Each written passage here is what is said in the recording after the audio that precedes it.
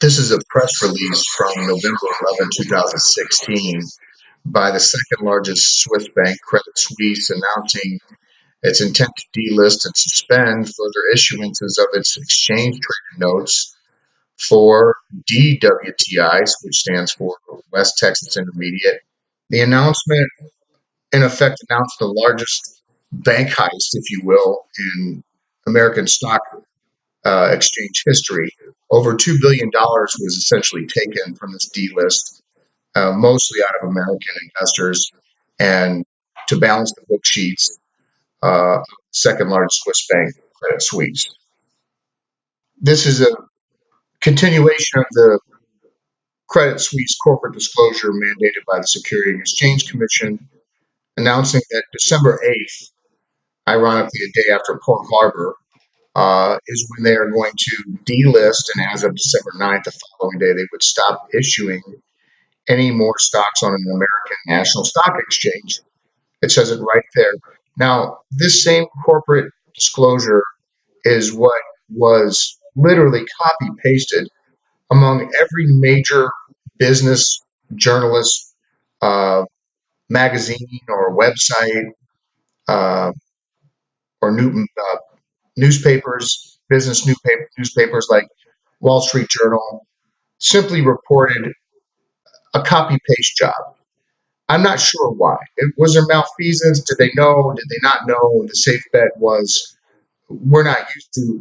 We've seen delist before then, but we haven't seen a delist the size of this. This was the largest delisting at its time, December 2016, in American stock exchange history, over $2 billion. So the biggest delist comes down the pike, and you might not want to say things about it if you're not quite sure. So Reuters, Wall Street Journal, Business Insider, NASDAQ, all these people either didn't report anything or merely reported what was reported on the Credit Suisse corporate disclosure on the Credit Suisse website. You can see in the next picture a December 8th, 2016 article published by NASDAQ in no uncertain terms warning all American investors to liquidate, to get out of these exchange traded notes, UWTI, West Texas Intermediate. And it's inverse, which means you can bet for oil or you can bet against oil. They had indexes or exchange traded notes for each. Whether you thought oil was going to go up or whether you thought oil was going to go down, you could bet on it either way. You could do the inverse, which was DWTI, betting against oil. So if oil went down in price, or West Texas Intermediate went down in price, your DWTI investment would go up in value, and the inverse would be true. So if oil went up, and UWTI would go up, and DWTI's inverse would go down, in pretty relative proportions, because they are exchange traded notes, leverage times three. Now, this all gets confusing, and don't feel stupid because that's the whole point.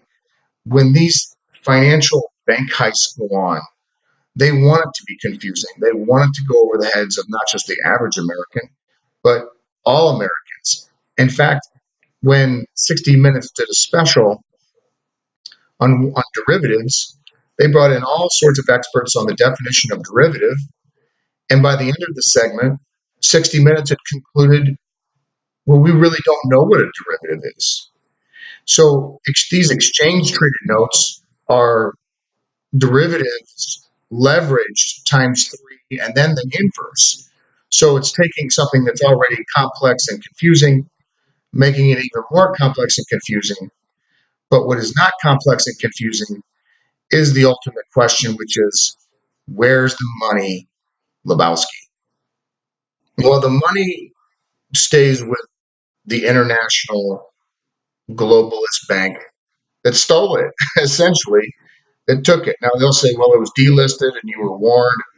Well, we'll set that aside for the moment. When you delist an ETN, essentially your investment becomes worthless. You can trade it over the counter, but you would get a fraction of what it's worth. And over the counter trading is, well, it's very sketchy. It's complex, and eventually, essentially, your paper becomes worthless. Now, in this instance of this particular delist, look at the dates.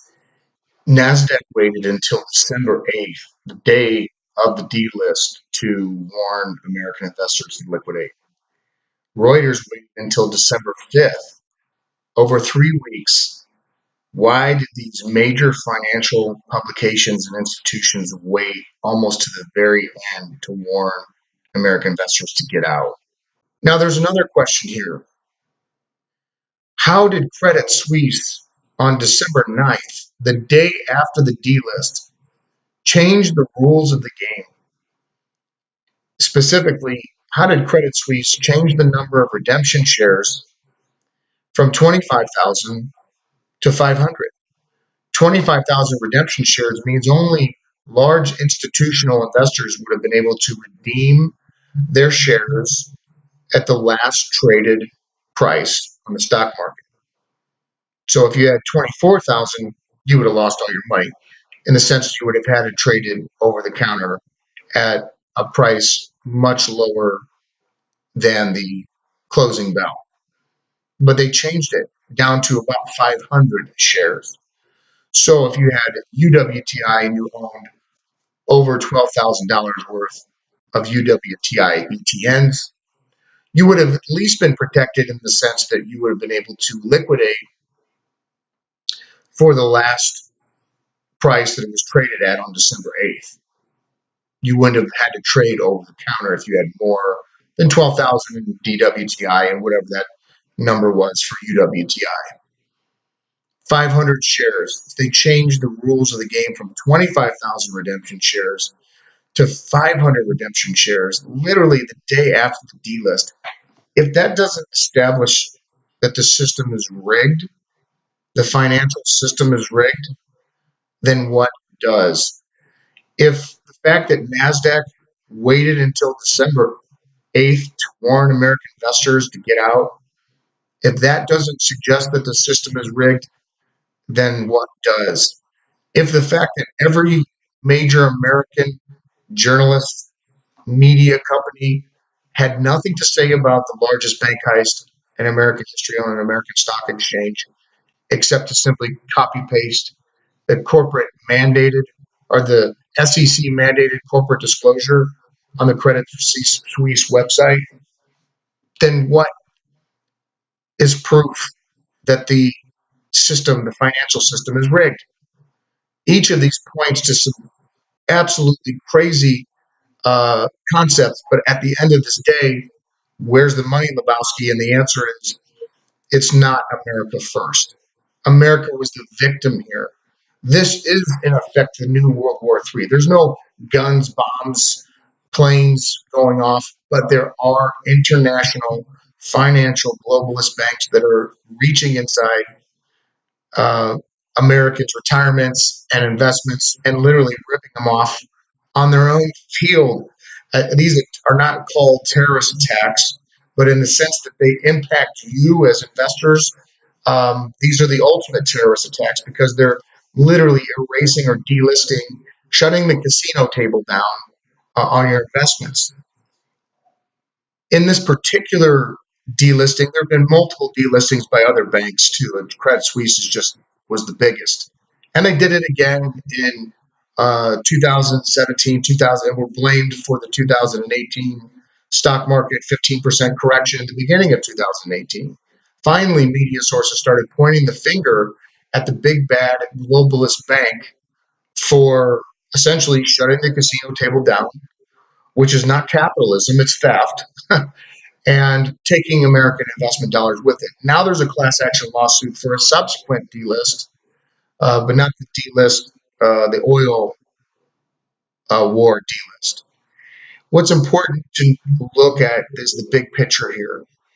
Oil, which was the subject of its investments, its exchange traded notes, bottomed in early 2016 at 27.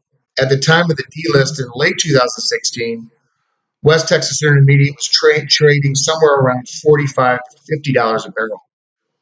We fast forward now to July 2018, West Texas Intermediate's up to $65 to $70 a barrel.